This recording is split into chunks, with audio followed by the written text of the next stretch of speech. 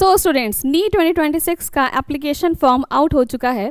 So form भरते वक्त आपको किन बातों का ध्यान रखना है, कौन सी मिस्टेक्स को अवॉइड करना है, ये सारी इन्फॉर्मेशन मैं आपको बताने वाली हूँ आज की इस वीडियो में। तो चलिए शुरू करते हैं हम अपना कंप्लीट एप्लीकेशन फॉर्म का, है ना, सारी की सारी डिटेल्स। चलिए, तो सबसे पहले एनटीए ने आपका जो ये नोटिफिकेशन आउट किया है वो कल ही आपका नोटिफिकेशन आया है, मतलब कि 8 फरवरी को। ठीक है, क्या क्या इन्फॉर्मेशन आखिर इन्होंने प्रोवाइड की है हम फटाफट देखते हैं।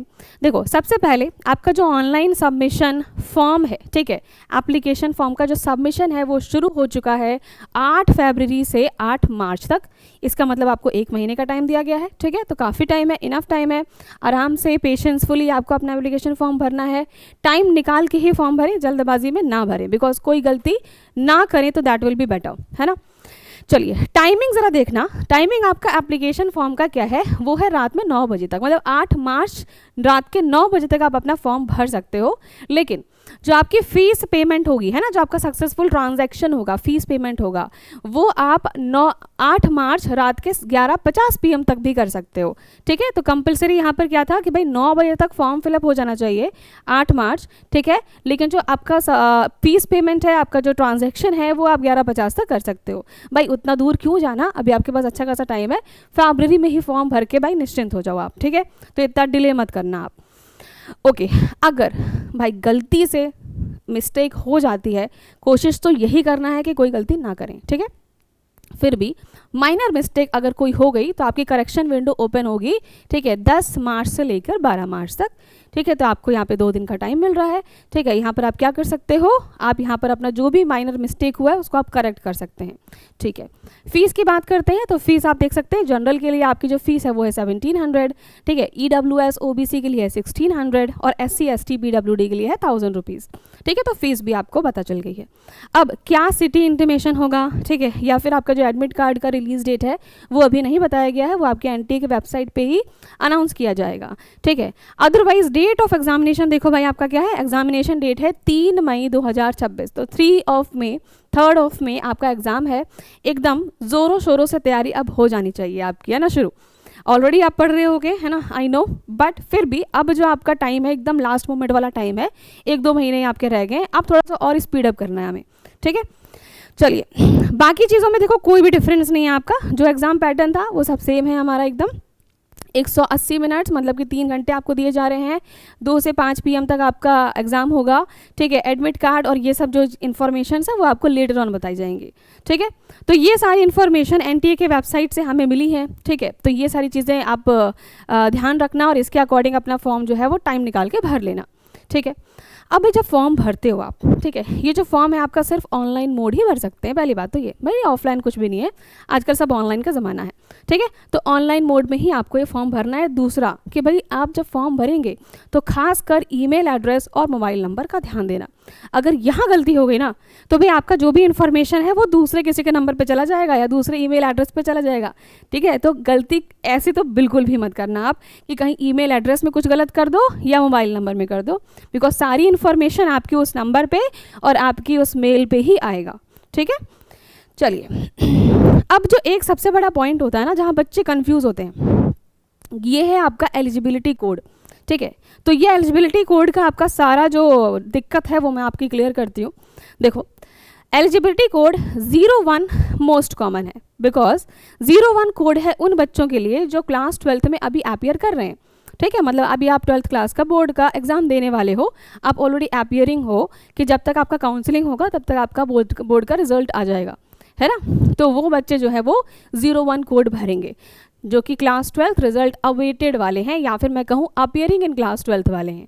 ठीक है, 02 कोड उनको भरना है जो क्लास 12th ऑलरेडी पास कर चुके हैं और वो ड्रॉपर स्टूडेंट्स हैं, चाहे 1 साल का, 2 साल का, कितने भी साल का आपका ड्रॉप है। ठीक है, तो जो बच्चे regular class 12th most students जो पास हो चुके हैं, ठीक है, मतलब यहाँ पर हम लिख देते हैं भाई कि ये है ड्रॉपर स्टूडेंट्स की बात।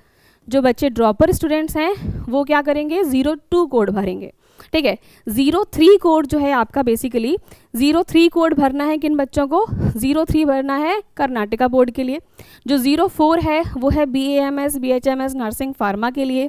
05 कोड है उन बच्चों के लिए जो ऑलरेडी BSc में फर्स्ट ईयर में हैं, ठीक है, और फर्स्ट ईयर के बाद भाई वो अब नीट का फॉर्म भर रहे हैं, ठीक है, तो dropped out after first year of BSc जो कि PCB से हो, या फिर वो फर्स्ट ईयर कंप्लीट कर चुके हों 3 ईयर डिग्री का, ठीक है, विद PCB प्रैक्टिकल्स, या फिर वो 12th पास कर चुके हों विद PCB और इंग्लिश सब्जेक्ट, ठीक है, फर्स्ट ईयर और सेकेंड ईयर BSc आपका कंप्लीट हो चुका हो, ठीक है, मतलब जो फर्स्ट या सेकेंड ईयर में है स्टूडेंट्स में हैं आपके अंडर ग्रेजुएट में, ठीक है, वो 05 कोड चूज़ करेंगे।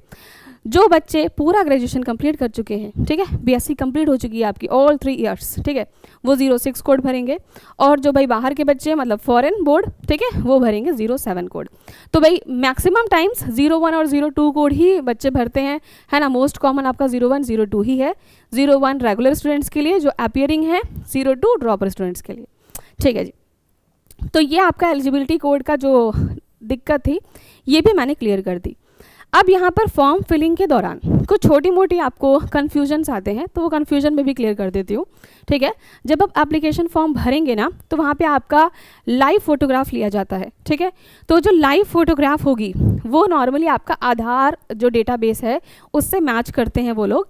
मैच हो गया तो बहुत बढ़िया, अगर बाई चांस मैच नहीं होता है, ठीक है, तो आपको एक एनेक्जर 6 एक फॉर्म है वो फिलअप करना होता है अपने स्कूल कॉलेज, है ना, जो प्रिंसिपल हैं हेडमास्टर हैं उनसे वो साइन अप करा के आपको यहाँ पर क्या करना पड़ेगा, अपलोड करना पड़ेगा, ठीक है। तो देखो यहाँ पर आपको लाइव फोटोग्राफ भी आपकी ली जाएगी जब आप फॉर्म भरेंगे, और साथ ही साथ आपको एक अपनी पासपोर्ट साइज़ फ़ोटोग्राफ भी अपलोड करनी है। किस बात का ध्यान देना है कि जो आप पासपोर्ट साइज़ फ़ोटोग्राफ अपलोड करोगे वो आपकी आफ्टर 1 जनवरी 2026, है ना, मतलब अभी रीसेंट फोटोग्राफ होनी चाहिए। तो वो रीसेंट फोटोग्राफ आप ज़रूर क्लिक करवा लें अगर आपकी रीसेंट फोटोग्राफ नहीं है।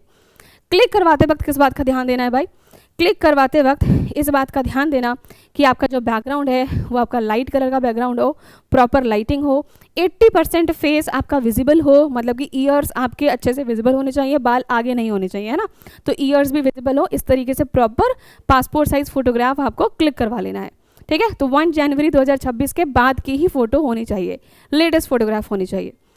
ओके जी।